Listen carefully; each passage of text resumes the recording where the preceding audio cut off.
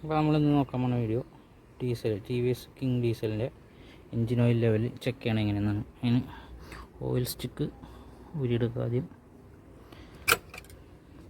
ഒക്കെ എടുത്തിട്ട് ആദ്യം നോക്കുമ്പോൾ വണ്ടി നല്ലോണം തണുത്തിരിക്കണം.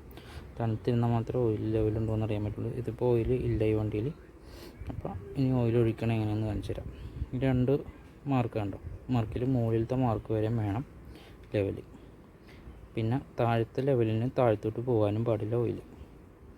പിന്നെ ഓയിൽ ഒഴിക്കണം എങ്ങനെയെന്ന് വെച്ച് കഴിഞ്ഞാൽ ഈ ക്യാപ്പ് ഉണ്ടല്ലോ, റെഡ് കളർ ക്യാപ്പ് കാണുന്നില്ലേ, അത് അഴിച്ചിട്ട് വേണം നമുക്ക് അതിലൂടെ വേണം ഓയിൽ ഒഴിക്കാനായിട്ട്. അപ്പോൾ ആദ്യം ആ ക്യാപ്പ് അഴിക്കാം. നമ്മളിവിടെ ആ ക്യാപ്പ് അഴിക്കാനായിട്ട് എടുത്തേക്കുന്ന ടൂൾ എന്ന് പറഞ്ഞിട്ട് മാറ്റി LE ബെയറിംഗ് ആണ്. LE ബെയറിംഗ് വെച്ചിട്ട് സിമ്പിളായിട്ട് നമുക്ക് ആ ക്യാപ്പ് ഇതേപോലെ തുറക്കാൻ പറ്റും.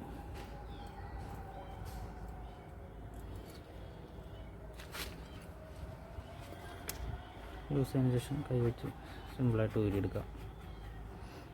ഇത് ഓയിൽ ഒഴിക്കേണ്ടത് എൻജിൻ തണുത്തിരിക്കുമ്പോൾ വേണം ലെവൽ നോക്കാനും ഓയിൽ ഒഴിക്കാനും.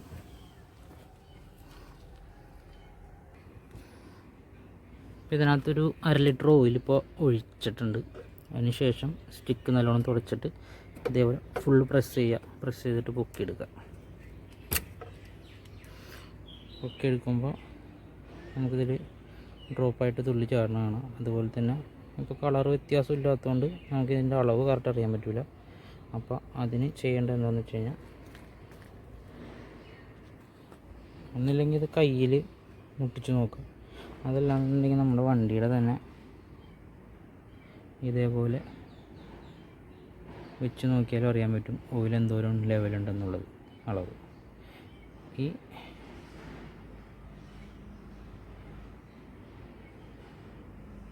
മാർക്കിൻ്റെ 2 മാർക്കുണ്ട് ഈ സ്റ്റിക്കിൽ. അതിലേറ്റവും മുകളിലത്തെ കറക്റ്റ് ലെവലിൽ നിൽക്കണം ഓയിൽ. അത്രേ ഉള്ളൂ എൻജിൻ ഓയിൽ ചെക്ക് ചെയ്യേണ്ടത്.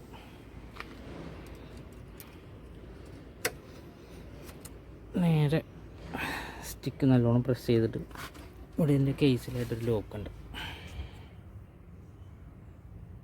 ലോക്കിലേക്കും കയറി നിൽക്കണം. ലോക്കായി. ഇനി ഓയിലിൻ്റെ ക്യാപ്പ് അടയ്ക്കണം.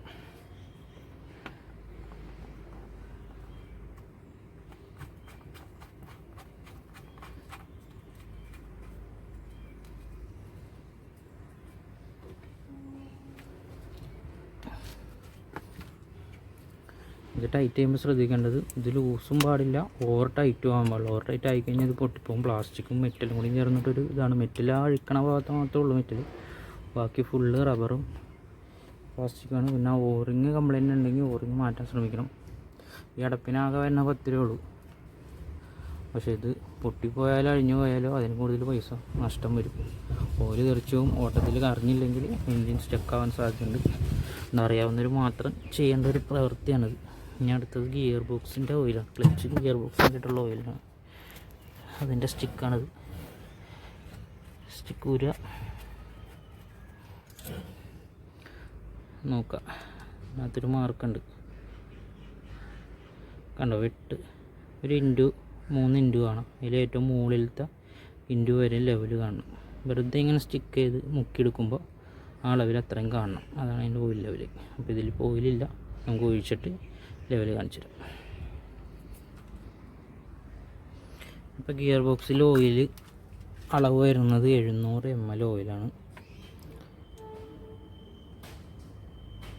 കണ്ടോ, സ്റ്റിക്കിൻ്റെ അത്രയും തന്നെ ആ ഇൻറ്റു മാർക്ക് വരെ ഓയിൽ വേണം. അതാണ് കറക്റ്റ് അളവ്. ഇതേപോലെ ഡ്രോപ്പ് ചാടണം ഓയിൽ മുക്കിയെടുക്കുമ്പോൾ.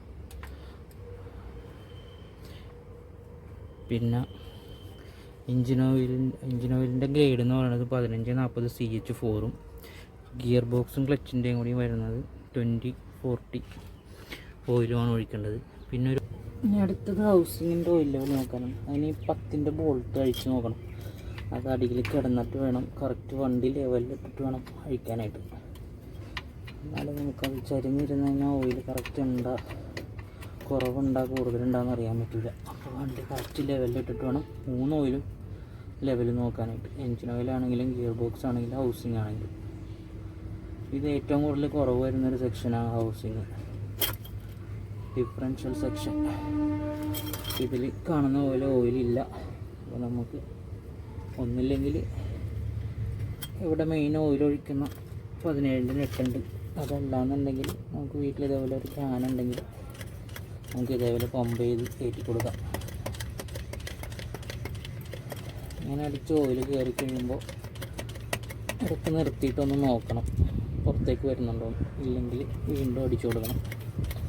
എപ്പോഴാണോ അത് നിറഞ്ഞിട്ട് അതുവഴി പുറത്തേക്ക് ഓയിൽ വരുന്നത് അപ്പോഴാണ് അതിൻ്റെ ലെവൽ. അത് 4 ലിറ്റർ ഓയിലേ വരുള്ളൂ. നമ്മൾ ചേഞ്ച് ചെയ്യുമ്പോൾ ഒരു 300 ml ആയിട്ടാണ് ഇതിൽ നിറച്ച് അകത്തേക്ക് കയറ്റി വന്നത്.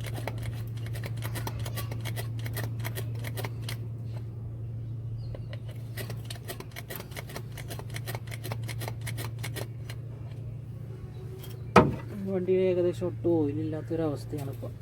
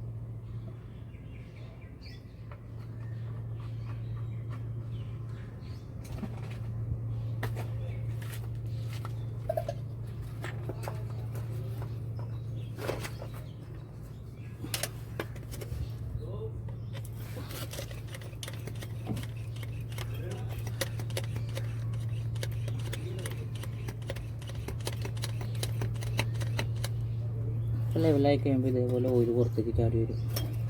അപ്പോൾ നമ്മൾ ലെവലിനിട്ടിട്ട് ടൈറ്റ് ചെയ്യുക.